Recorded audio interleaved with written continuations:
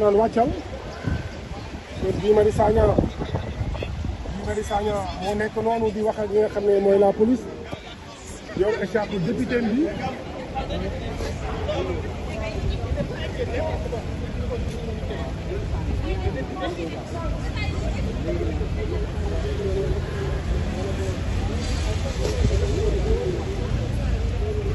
yéen a ngi koy gis nii kii de Guy Marius Sagna ak député yi yenn membre yenn député yi nga xamante ne ñooy Yewwi Askan Wi yéen ngi leen di gis noonu ñu taxaw noonu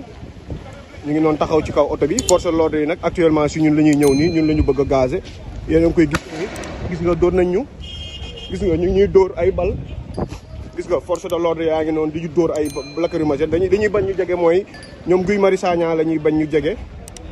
gis nga leen ñoom Guy Marius Sagna ñoom la ñuy bañ ñun ñu jege moo tax actuellement ñu nekk nii di ñu chargé su ko defee ñu bañ a jël image yi peut-être xam naa sûrement dañ leen war a arrêté loolu moo tax bëgguñu ñu jël image yi moo tax instant yi ñuy essayer chargé pour ñu bañ leen pour ñu bañ a jël image yi. voilà yeneen koy gis noonu ñoom Guy Marius Sagna ak yeneen yeneen député yi Yewwi Askan Wi gis nañ ci ay député yu jigéen actuellement ils sont une dizaine taxaw noonu di manifester. gis nga leen ñi nga xamante ni ñooy force de l'ordre yi di leen jéem a wàccee gis nga actuellement yéen a ngi koy gis noonu.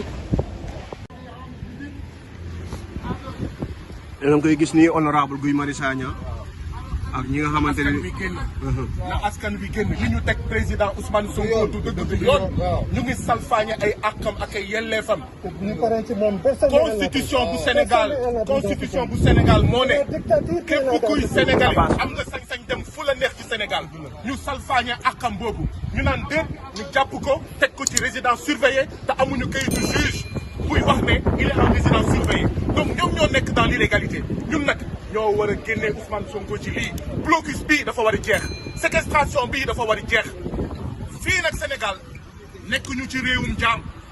président Macky Sall du suñu buur président la mooy moom président Macky Sall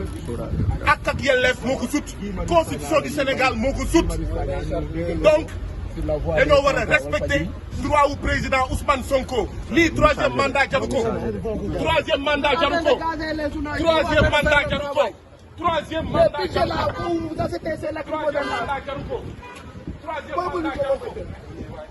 mandat jaru ko d'accord lu ñu nangu ñuy liquider politiquement Ousmane Sonko Macky doo bokk Ousmane Sonko da ngay bokk.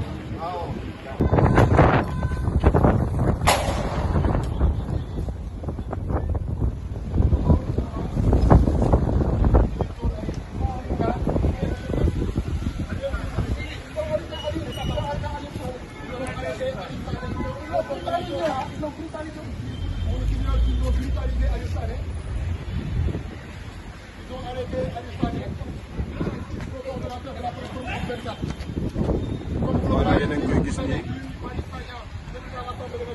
honorable yan kàddu ngay wax. adjoint au maire de Ziguinchor. deuxième adjoint au maire. deuxième adjoint yan kàddu ngay wax. li ñu teg Ousmane Sonko du dëgg du yoon man maay Djibril Sonko deuxième adjoint au maire de Ziguinchor dinañu xeex li ñu yoon may dinañu xeex ba ñu libéré Ousmane Sonko bu soobee yàlla. li Macky Sall bëgg ci Sénégal du sotti Sénégal réew mu liberté la réew mu liberté démocratie la donc ñun fi mu ne nii ci xeex la ñu nekk te bu soobee yàlla dinañu xeex ba ñu am ndam. te incha allah dinañ am ndam parce que c'est le moment de libérer le Sénégal il faut que askan Sénégal bi yëpp xam ko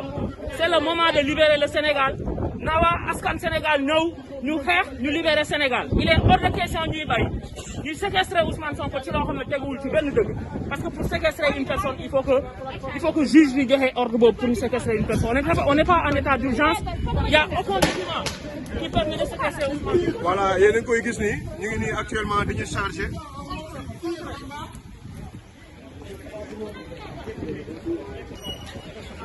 Il ne tire pas en haut, mais il tire en bas. Il tire les gens. Il essaie de nous tuer.